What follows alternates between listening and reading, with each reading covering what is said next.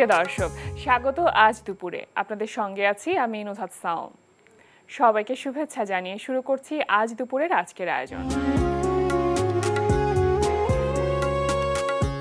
আজ থাকছে সংস্কৃতি, এনটিভি অনুষ্ঠান সূচি ও দুপুরের অতিথি। প্রথমেই থাকছে সংস্কৃতি।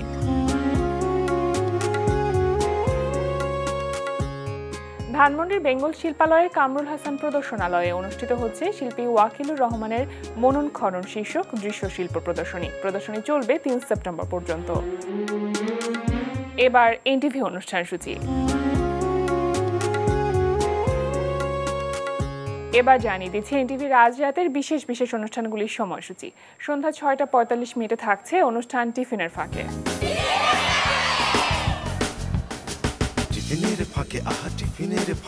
রাত ৮টা ২০ মিনিটে থাকছে ধারাবাহিক নাটক ঘরের শত্রু বিভীষণ। আমার মানি ব্যাগটা আমি ঘরে ফেলে গিয়েছিলাম মনে হয়, কিন্তু ওটা তো খুঁজে পাচ্ছি না। কই দেখি নাই তো। আর আপনার মানিব্যাগে তো কারো হাত দেওয়ার কথা না। আব্বা, এটা কি আপনার? আরে এই তো আমার মানি ব্যাগ। এ কোথায় পেলি? তোমার নিচে। আচ্ছা আচ্ছা আচ্ছা আচ্ছা। আরে এ কি, এর মধ্যে তো অনেক টাকা ছিল, টাকা গেল কোথায়? আরে মানি ব্যাগ পাইছেন, এই জন্য শুক্রিয়া আদায় করেন। সে চোর হইলেও মানবিক। মানি ব্যাগটা তো নাই, লেদারের মানি ব্যাগ, অনেক দাম। এই আমাদের বাড়িতে কোনো চোর আছে নাকি? চোর আসবে কোত্থেকে? সবাই তো ঘরের লোক, বাইরে থেকে তো আর কেউ আসে নাই। এটা কি ধরনের কথা বললাম মা? ঘরের লোক চোর হইতে পারে না, চুরির ব্যাপারটা তো স্বভাবের ব্যাপার। রাত ১১টা ৩০ মিনিটে সরাসরি সম্প্রচার হবে টক শো এই সময়।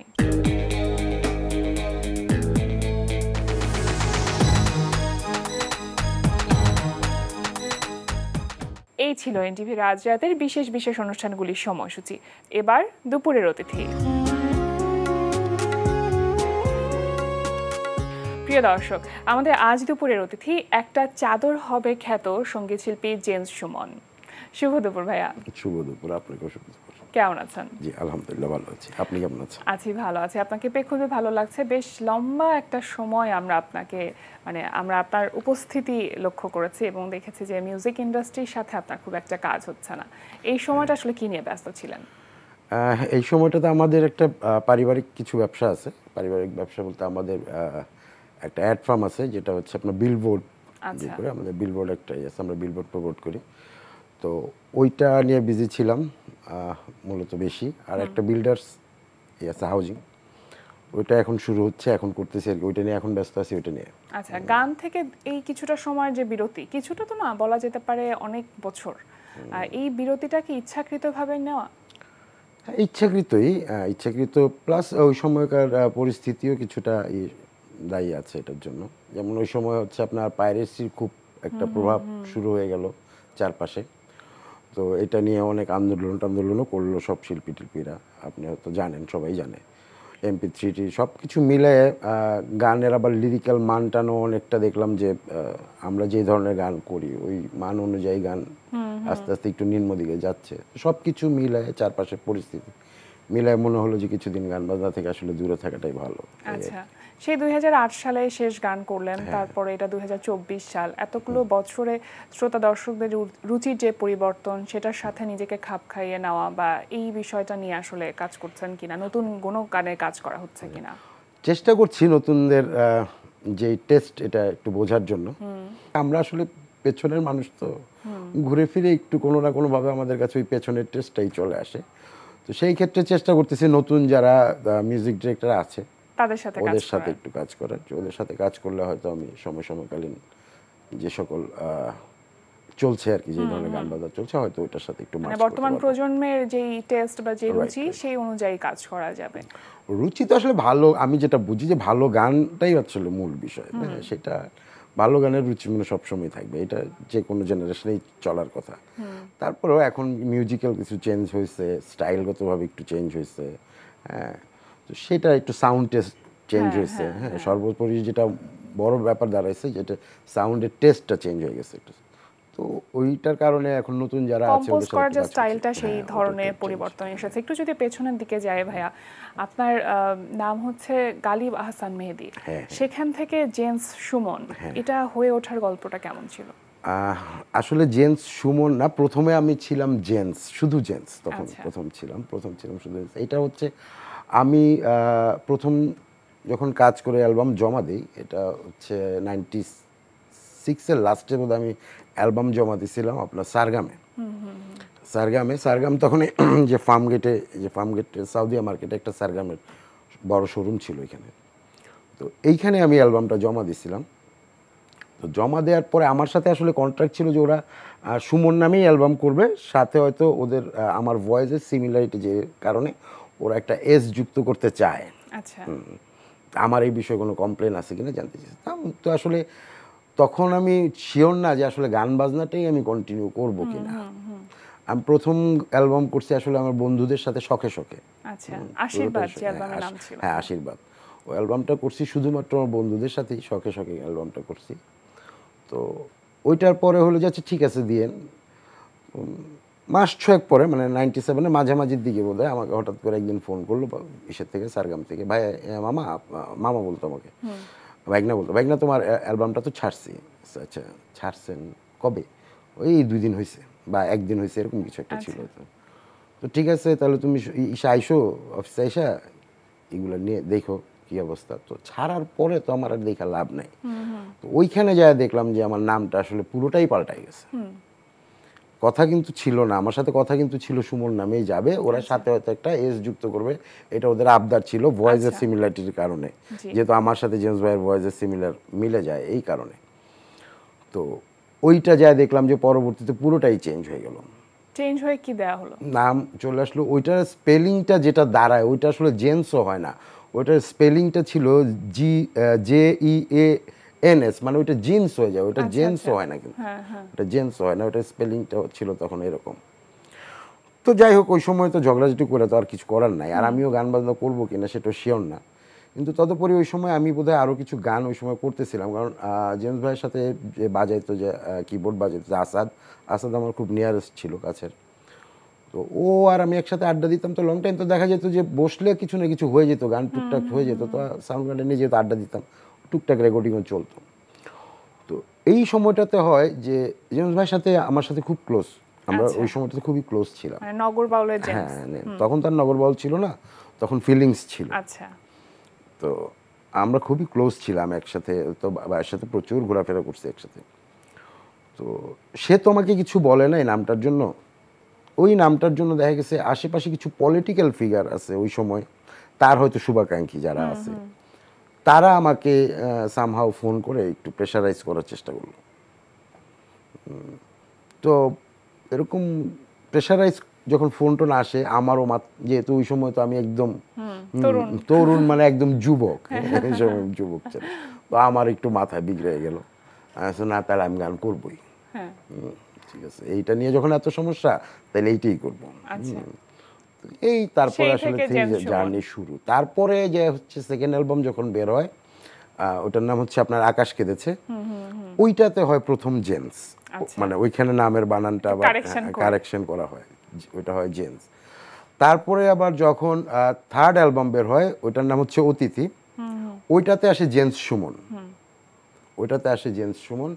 ফোর্থ অ্যালবাম যখন বের হয় আশাবাদী, ওইটাতে আসে আপনার জেন্স সুমন, বাট জেন্সটা তো ওইখানে ক্রস থাকে, নামের কত পরিবর্তন, নামের পরিবর্তন আসতেছে আর কি। ওইখানে জেন্স সুমনই থাকে, কিন্তু জেন্সটাকে ওইখানে ক্রস দিয়ে দেওয়া হয়। তারপরে আসে একটা চাদর হবে, এইখান থেকে আসে সুমন, এটা পঞ্চম অ্যালবাম, এখান থেকে আসে সুমন। তারপরে আরো আছে আয়তরা আয় আছে, তারপরে চেরি নামে একটা অ্যালবাম আছে, তারপর মন চলো রূপের নগরে আছে, এই সবগুলো অ্যালবামই কিন্তু সুমন নামে আছে। আচ্ছা, আপনি তো এখন পর্যন্ত অনেক গান গেয়েছেন, প্রায় 300-এর বেশি হবে। 300 বেশি হবে। তো তার মধ্যে একটা চাদর হবে, এই গানটা এতটা পরিচিতি পেয়েছে, এটার কারণ কি বলে মনে করেন? এটা তো জানবো, কিন্তু তার আগে গানটা শুনবো। আচ্ছা, গানটা শুনবো। মায়ের গর্ভে জড়িয়েছিলাম, ছিল না কোনো চাদর, করেছে বিধি বেঁধেছে নিয়ম, বিদায়ে লাগবে চাদর, বুঝিনি কখনো এক টুকরো সাদা কাপড়ের কদর, একটা চাদর হবে চাদর, যে চাদরে লুকিয়ে থাকবে মানব দেহের আদর, একটা চাদর হবে চাদর। এবং এখন পর্যন্ত যতগুলো স্টেজ শো করেছেন এই গানটি না গিয়ে চলে এসেছেন এমন তো হয়নি। না, এটা তো সম্ভব না, এটা তো হয় না আসলে। কখনো কি একটু আফসোস কাজ করে বা একটু কষ্ট লাগে যে আচ্ছা এই গানটিকে ছাপিয়ে যাওয়া একজন শিল্পী হিসেবে আসলে সম্ভব হয়নি, নিজের সাথে নিজে যখন একটা আপনি নিজেই প্রতিদ্বন্দ্বী? না, এইটা তো চেষ্টা করে আসলে পাই নাই, চেষ্টা করি নাই তা না, চেষ্টা করে দেখছিলাম, এটা হয় নাই। এই অ্যালবামে আরো বেশ কিছু গান আছে, অপমৃত্যু আছে, সুখ আছে, তারপরে আপনার কাদামাটি আছে, এরকম আরো কয়েকটা গান আছে।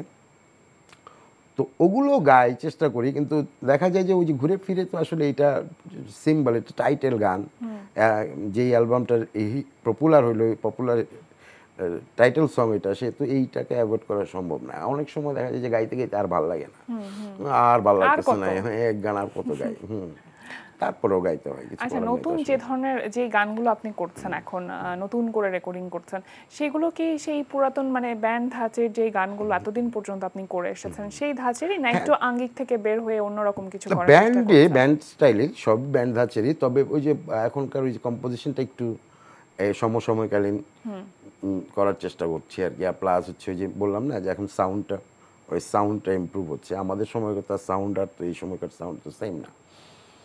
তো সেই সাথে সাথে আমি আমার পুরনো কিছু গানও আবার করতেছি, পুরনো কিছু গানও আবার রিটেক করা হচ্ছে। এটা আসলে রিমিক বললে ভুল হবে, এটা রিমেক হচ্ছে। হ্যাঁ, পুরনো কিছু গান আবার আস্তে আস্তে নতুন করে করা হচ্ছে। তো আমার মানে বেসিক যেটা সেটা আছে, সেটার সাথে এখনকার আপনার নিজস্বতা বোধ আছে এবং সেটার সাথে নতুনত্বটাকে যুক্ত করা। কখনো তো আপনি জনপ্রিয়তার জন্য আসলে গান করেননি, শুধুমাত্র গানকে ভালোবেসেই গান করেছেন। বললাম না, আমি আসলে গান ভালো লাগা থেকে আসছে, কোনো একটা সময় মনে হয় জিত থেকে আসছে। আসলে গান গাইবো কন্টিনিউয়াস, এটাও তো আমি কখনো ভাবিনি, বললাম তো সেটা। তবে এখন তো যেহেতু চেষ্টা করে দেখলাম যে আসলে অন্য কিছু করা যায়, অন্য কিছু হয় কিনা। অন্য কিছু হয় হয়তো, সেটা জীবনযাত্রার জন্য চলে, বাট মানসিকভাবে শান্তিটা পাই না। যদিও মানে ওটাই না যে এটা করেই আমাকে করতে হবে, জীবিকা নির্বাহ করা, লাইফ লিড করতে হবে তা না, কিন্তু তারপরেও কোথাও থেকে যেন এটা টানে, এটাকে ছাপিয়ে থাকা সম্ভব না। অনেক বছর তো আমি চেষ্টা করে দেখলাম, এবং এমনভাবে চেষ্টা করছি আমার সাথে মিডিয়ারই কারোর সাথে আমি মানে রাখি নাই। নট অনলি যে আমি গানের মানুষ শুধু গান থেকে, তা না, চ্যানেলের কারোর সাথে আমার কোনো রকম নাই, কোনো সাংবাদিকের সাথে আমার কোনো রকম টাচ নাই। ইভেন আমি ওই সময় আমার সাথে 2-3টা সিনিয়র ভাই ছিল, তাদের সাথে নাটকের সাথে আমার সম্পৃক্ততা ছিল বেশ, কারণ ওই সময় আমি প্রচুর নাটকের টাইটেল সং করছি। তাদের সাথেও পর্যন্ত আমার কোনো রকম যোগাযোগ ছিল, আমি কারোর সাথেই কোনো রকম যোগাযোগ রাখি নাই। তারপরেও কেন জানি হয়ে ওঠে না। শিল্পীরা অনেক অভিমানী হয়, আপনার মধ্যে কি সে ব্যাপারটা আছে? অভিমান তো সবারই থাকে, এটা থাকতেই পারে, অভিমান থাকতেই পারে, এটা ব্যাপার না। তবে ওইটা না প্রাপ্তি বা ওইটার জন্য অভিমান বা অন্য কিছুর জন্য, সেটার জন্য না। আসলে হয়তো অভিমান হয় ওই যে রাজনৈতিক প্রেক্ষাপট দেখে অনেক সময় অনেক কিছু মনে হয়, এটার জন্য অভিমান হয় যে আসলে গান বাজনার মাঝখানে তো এগুলা, গান বাজনা কেন, কোনো শিল্প সংস্কৃতির মাঝখানে আসলে এই ধরনের শিল্পীরা নিরপেক্ষ হবে এবং এটাই স্বাভাবিক। আমি টাচটা আমি পছন্দ করি না, আমি থাকতেও, আমি নিজেও যে থাকি না, আমি এটাকে নিতেও চাই না। আচ্ছা, না, ব্যক্তিকেন্দ্রিক অনেকেই থাকে। নতুন যে গানগুলো নিয়ে কাজ করা হয়েছে ইতিমধ্যে, সেটা কবে নাগাদ রিলিজ হতে পারে? নতুন তো আসলে একটা গান নতুন রিলিজ হয়েছে, আর 2টা গান আমার পুরনো ছিল, আগে করা ছিল, সেটাও অলরেডি একটা মিক্সড অ্যালবামে ছিল। ওই গানগুলো আবার রিটেক মানে নতুন করে রিলিজ করা হয়েছে অলরেডি। এই লাস্ট হচ্ছে আপনার রোজার ঈদের পর থেকে 3টা গান অলরেডি রিলিজ হয়েছে, আর 3টা গান পাইপলাইনে আছে আর কি। এই সামনের মাস যদি একটু এই প্রেক্ষাপটটা ভালো হয়, মানে পরিস্থিতিটা এরকম না হলে হয়তো এর মধ্যেই একটা নতুন গান চলে আসতো। সেগুলোকে মিউজিক ভিডিও আকারে রিলিজ করার ইচ্ছে, না শুধুমাত্র অডিওটাই রিলিজ পাবে? মিউজিক ভিডিও আছে, মিউজিক ভিডিও। আচ্ছা, তাহলে নতুন যে গানগুলো ইতিমধ্যে রিলিজ হয়েছে, একদম সাম্প্রতিক রিলিজ হওয়া গানগুলোর মধ্যে কোন একটি গান যদি শুনি? যেটা আসলে হয়েছে সেটা আছে, একটা গান গাই। ভালোবেসে খুঁজে ফিরি সেই মুখ, খুঁজে ফিরি সেই হাসি, চেনা সুখ, কি কঠিন হিমালয়ে মন তার কোনো কিছুতেই নড়ে না। ভালোবেসে খুঁজে ফিরি সেই মুখ, খুঁজে ফিরি সেই হাসি চেনা সুখ। কি কঠিন হিমালয়ে মন তার কোনো কিছুতেই নড়ে না। মানুষকে বলি ভাঙে কখনো গড়ে না। মানুষকে বলি ভাঙে কখনো গড়ে না। সুন্দর। এই যে একটা কামব্যাক, বিরতির পর দীর্ঘ একটা বিরতির পর কামব্যাক করার পরে কোনটাকে সবথেকে বড় চ্যালেঞ্জ বলে মনে হচ্ছে? আসলে আমি এখন ওইভাবে ভেবে দেখি নাই যে কোনটাকে আসলে সবচেয়ে বেশি বড় চ্যালেঞ্জ মনে হয়। কারণ আমার তো এখন ওই চাওয়াটা নাই যে আমাকে একটা জায়গায় স্থানে যাইতে হবে, আমাকে একটা হিট হইতে হবে, আমার এত এত ভিউ লাগবে বা এরকম লাগবে। আমার তো ওই চাওয়াটা নাই আসলে। সেই ক্ষেত্রে আমি চ্যালেঞ্জিং কিছু দেখতেছি না। হ্যাঁ, তবে ভালো গান করার জন্য হয়তো চ্যালেঞ্জ থাকতে পারে, সেটা চ্যালেঞ্জ ফিল করতেছি। আচ্ছা, আর গানগুলোকে আপনার নিজের প্ল্যাটফর্ম বা নিজের ইউটিউব চ্যানেল থেকেই না রিলিজ না, হচ্ছে এগুলো না সব অন্য কোনো জি প্ল্যাটফর্ম থেকে? সিরিজের ব্যানারে, জি সিরিজ এখানে। আচ্ছা, আপনার তো দুটো মেয়ে আছে, হ্যাঁ হ্যাঁ। তো তারা কি গানের প্রতি আগ্রহী?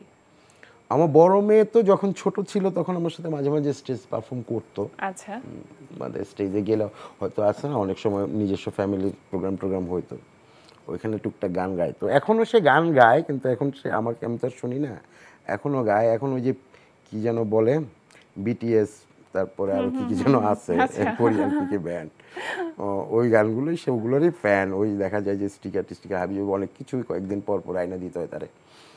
তো ওগুলো সে গায়, কিন্তু সে তার নিজের মতো গায়, ওই গানগুলো করে। আর ছোট মেয়ে মাঝে মাঝে আমার সাথে বাসায় আমি যদি গান টান গাই সেটা গায়, ছোট মেয়ে গায়। ছোটবেলায় কি আপনার নিজের গান শেখা হয়েছিল কখনো? আমি গান শিখছিলাম হচ্ছে আপনার বোধহয় বছর খানিক মানে তাও ওইটা আসলে বাবার জন্য, আব্বা জোর করে করার জন্য। আমার হচ্ছে হারমোনিয়ামের সারগাম প্র্যাকটিসটা প্রতিদিন সকালবেলা, ওইটা আমার ভালো লাগতো। হ্যাঁ, ওইটার জন্য। তারপরেও বাবার ইসের জন্য আমি প্রথমে, তখন ক্লাস 4-এ পড়ি বোধহয়, তখন আমি এসেছিলাম ওটা ঝংকার ললিত কলা একাডেমি নামে আমাদের। আমি তো বড় হয়েছি ফার্মগেটে, আচ্ছা, মণিপুরি পাড়ায় বড় হয়েছি। তো আমাদের এখানে একটা একাডেমি ছিল, ওইখানে কিছুদিন ক্লাস করছিলাম। পরবর্তীতে আমার আর এটা হয়ে ওঠে নাই। আর যখন আমি ক্লাস 7-এ পড়ি তখন আমি কিবোর্ড শিখতে গেছিলাম। ওইটাও আমি বোধহয় 6 মাস না 8 মাস ক্লাস করার পরে ওইটাও আর কন্টিনিউ করিনি। আমি আসলে যে কোথাও এক জায়গায় ফিক্স থাকবো এটা কখনোই ছিল না। আমি তারপরে লং টাইম ক্রিকেট খেলছি, লং টাইম ফুটবলও খেলছি, বাট ওইটা হয়তো দেখা গেছে 2-4 বছর টানা খেলছি। আমি তো পিডাব্লিউডিতে খেলছি বেশ কিছুদিন, মানে ক্লাবে। তো ওই রকম আর কি, কোনো কিছুই আমি মানে জীবনব্যাপী আসলে অস্থিরতাটা ছিলই সবসময়। অস্থিরতা না বলতে পারলাম, একটু বেশি ধরনের উদাসীন মনে হয়। অস্থিরতা বললে ভুল হবে। আচ্ছা, এখন সামনে কি প্ল্যান, কি করতে চাচ্ছেন? গান নিয়ে কোনো পরিকল্পনা? গান আপাতত যেহেতু এই কামব্যাক করার পেছনে আসলে আমার ছোট মেয়ের অবদানটাও অনেকটা বেশি, অনেক আছে। এটা হচ্ছে যে ওই যে বড় মেয়ের কথা তো বললাম, সে তো শোটো করতে দেখছে বা স্টেজ চ্যানেলটা টিভিতেও দেখছে সে প্রোগ্রাম করতে। ছোট মেয়ে তো সেটা দেখে না। তো ছোট মেয়ের হুটকাট করে কয়েকদিন মাঝখানে আগে কোয়েশ্চেন করছে, বাবা তুমি গান টান গাও, কই তোমাকে তো টিভিতে দেখি না। ছোট মেয়ের আবদারে আবার গানে আসা। ছোট মেয়েটার জন্য পরবর্তীতে আসলে চিন্তা করলাম না, ঠিক আছে তাহলে ওর জন্য হলেও কিছুদিন গান করা উচিত। আর এমনিতে হয় যে আমি যে গান টান, যখন আমি নিজের গানও মাঝে মাঝে হঠাৎ শুনি, তো ওইখানে দেখি যে আসলে বহু মানুষের কমেন্টস, আসলে বহু ভক্তের কমেন্টস দেখা যায় যে ওরা আসলে অনেকটা ফিল করে, এবং ওদের হচ্ছে যে আমি ওদেরকে ঠকাচ্ছি। আসলে সর্বোপরি মিলাই চিন্তা করে দেখলাম আসলে তো আমি তো ঠকাইছি, এরকম ওদেরকে তো অনেক ঠকানো হয়েছে। শিল্পীর দায়িত্বটাই হচ্ছে আসলে কাজ করে যাওয়া, এবং শ্রোতা দর্শকরা তাকে সবসময় সামনে দেখতে পছন্দ করে। আপনি তেমন ভাবেই আমাদের সামনে সবসময় উপস্থিত থাকবেন। অনেক অনেক শুভকামনা রইল। আর আজকে আমাদের আয়োজনে আসবার জন্য, সময় দেওয়ার জন্য অসংখ্য ধন্যবাদ। আপনাকেও অসংখ্য ধন্যবাদ। আর এনটিভির পরিবারের সবাইকে অসংখ্য ধন্যবাদ আমাকে নিমন্ত্রণ করার জন্য। প্রিয় দর্শক, আমরা চলে এসেছি অনুষ্ঠানের শেষ প্রান্তে। অনুষ্ঠান সম্পর্কে আপনার মতামত জানাতে মেইল করুন আজ দুপুরে @ntvbd.com এ। বিশ্বের যে কোনো প্রান্ত থেকে যে কোনো সময় আজ দুপুরে দেখতে ভিজিট করুন আমাদের পূর্ণাঙ্গ ওয়েব পোর্টাল www.ntvbd.com। এছাড়া এনটিভি সব জনপ্রিয় অনুষ্ঠান ও খবরের আপডেট পেতে ভিজিট করুন আমাদের ইউটিউব চ্যানেল ও ভেরিফাইড ফেসবুক পেজে। সবার মঙ্গল কামনায় আজকের মতো এখানেই শেষ করছি। শুভ দুপুর।